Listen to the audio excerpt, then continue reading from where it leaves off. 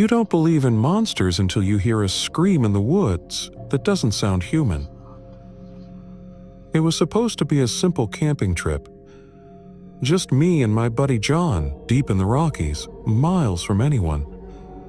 No cell service, no trails, just raw wilderness.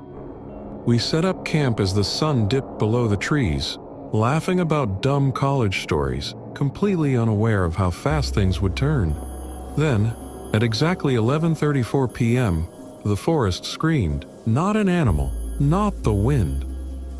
A woman's voice, raw and terrified, shrieking, "Help me! Please!" before cutting off with a wet crunch. John's face went pale. We didn't speak, we just ran. Throwing gear into the Jeep, hand shaking, I fumbled for my phone. No signal.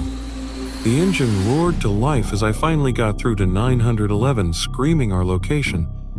That's when we saw him.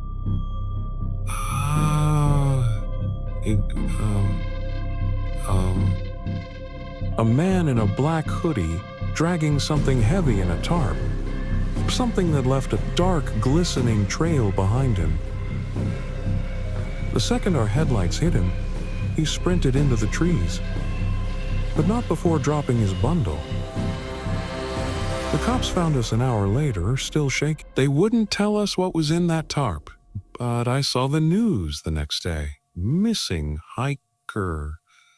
34-year-old woman. Last seen near our campsite. We never went back. But sometimes when the wind blows just right, I swear I can still hear her screaming. I never liked the woods. Even as a kid, I avoided camping trips, haunted houses, and anything that smelled like damp earth and rotting leaves.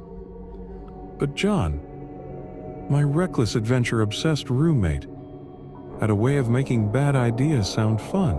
"Dude, it's just 2 nights," he said, leaning against our dorm door frame, his 2019 Jeep keys dangling from his fingers. No tourists, no park rangers, just us and nature. "You in?" I should have said no. But the summer air was thick with boredom. And before I knew it, I was stuffing a backpack with granola bars and a flashlight I prayed I wouldn't need. We left at dusk. The first mistake. John's Jeep was a beast, its back seat crammed with gear, a propane stove, a hatchet, a first aid kit crusted with old blood. The further we drove, the more the road twisted, the trees pressing in like silent watchers. "Where exactly are we going?" I asked. John smirked. "A spot I found last year." Totally untouched. The GPS died an hour in. No signal, no maps. Just an endless tunnel of pines, their branches scraping the roof like skeletal fingers. Then the Jeep's headlights flickered. "John, relax," he muttered, smacking the dashboard. "Just old wiring." But his knuckles were white on the wheel. We finally stopped in a small clearing, the ground littered with charred wood from old fires. "Home sweet home," John said, hopping out. I stayed in the Jeep, staring at the trees. Something was off. The air smelled sweet, not like pine. Like rotting meat. We set up camp fast. The tent was flimsy, the zipper broken. John built a fire while I unpacked food. Freeze-dried crap that suddenly seemed like a luxury. Then I saw it. A symbol carved into a nearby tree. 3 jagged lines like claws oozing black sap. "John, what the hell is that?" He barely glanced. Probably some hiker's mark. But when I touched it, the bark pulsed under my fingers, like a heartbeat. Midnight. We were eating burnt hot dogs when the forest exploded. Not with animal noise, with a scream, human, female, close. "Help me, please." Then a wet crunch. Silence. John and I locked eyes. The firelight made his face look wrong.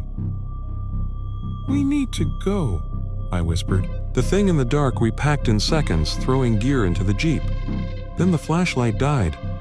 Moonlight revealed shapes between the trees.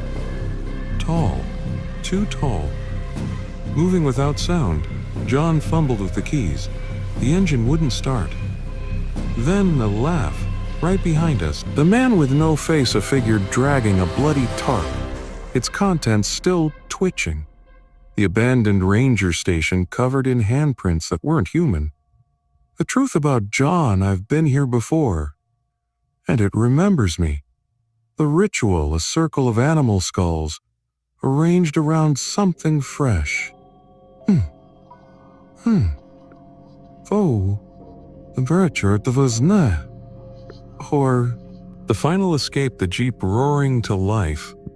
As something climbs onto the roof, the man with no face, the laugh echoed again, wet, like a throat full of mud. John finally got the Jeep started. Tires screamed as we fishtailed out of the clearing. That's when the headlights hit him. A man. At least it had the shape of a man. 7 feet tall. Black hoodie dripping. No face, just smooth skin where features should be. And in his hands, a bloody tarp dragging something heavy. Something that left a dark trail behind it. "For it!" I screamed. The Jeep lurched forward just as the thing jerked toward us, its arms too long, fingers scraping the passenger window. Thud. Something landed on the roof, scratching from above. John swerved violently, trying to shake it off. The Jeep careened off the path, branches whipping the windshield like skeletal hands. Then, bang, a pale hand smashed through the rear window, glass spraying everywhere. "It's inside!" John grabbed the hatchet from the back seat and swung blind. A shriek split the air, not human, not animal. As black liquid sprayed the seats, the Jeep hit a tree. Everything went black. I came to with a mouthful of blood. John was gone. The Jeep's doors were bent outward, like something had pulled them open. And on the dashboard, smeared in something dark, "Come find me." My phone was dead. The woods were silent. Then I saw it. A crumbling ranger station. Its windows boarded up with crosses. The door was ajar. Inside, a radio, buzzing with static screams, maps pinned to walls, marked with bloody X and everywhere. Handprints, small ones, child-sized, but too many fingers. A voice crackled from the radio. "John, liar." Then the door slammed shut behind me. Under a floorboard I found it. John's journal, pages filled with frantic writing. 3rd trip back. It remembers me. It wants me. The symbol keeps it away. Carve the symbol John standing in our campsite. A faceless figure behind him. Dated 1 year ago.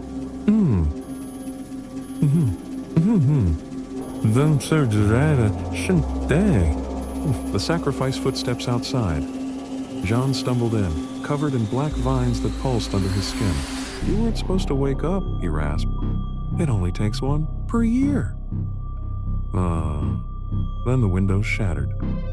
The circle of skulls, they dragged us to a clearing. 12 animal skulls, in a circle.